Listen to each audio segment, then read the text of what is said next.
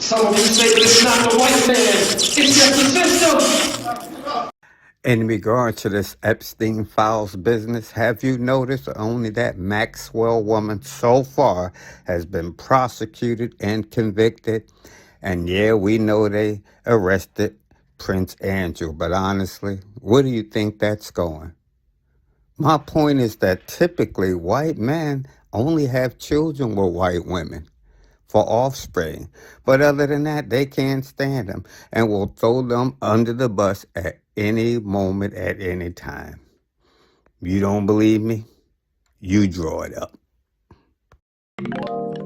Not long after the Attorney General's fiery hearing on Capitol Hill, where we heard Pam Bondi defend her department's handling of the Jeffrey Epstein files, I interviewed 6 survivors of Epstein's abuse and 2 family members who tell me they feel that the Justice Department is not taking accountability. We've got that conversation here on our NBC News Now special coverage. Thank you all so much for being here. I know you literally have just come over off of Capitol Hill, where the Attorney General had appeared for that hearing in front of the House Judiciary Committee. I want to do just a couple of show of hands moments on how you feel about that, and then I want to talk about your reaction to everything we heard today. So with the show of hands, can you show me your hands if you were satisfied with what you heard from the Attorney General today? Nobody. Show of hands if you are frustrated with what you heard. Very much so. Very much so. Teresa, tell me more about that.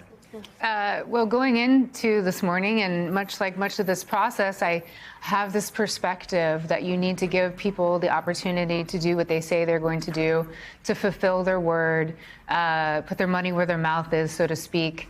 And we have yet again seen that go the complete opposite direction of there's no integrity. There was no integrity in that room today, it seemed like, as far when it came to Epstein and Maxwell.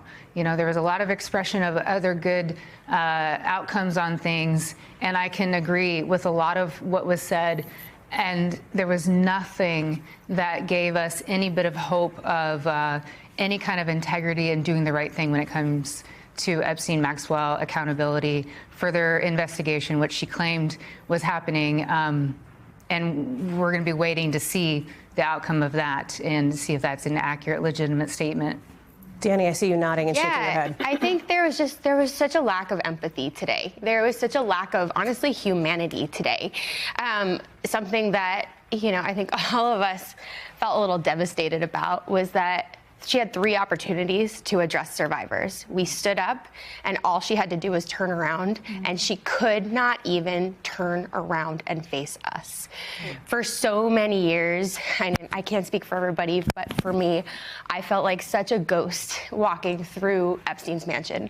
I felt like there were so many people who saw me. There were so many people who should have spoken up. And instead, I felt like I was less than nothing. And now to not have AG Bondi turn around and acknowledge us, it is the exact same type of victimization. It's horrible. Charlene, what did you think of that moment when you all were standing there and she was asked by one of the members of Congress to turn around and address you? I felt really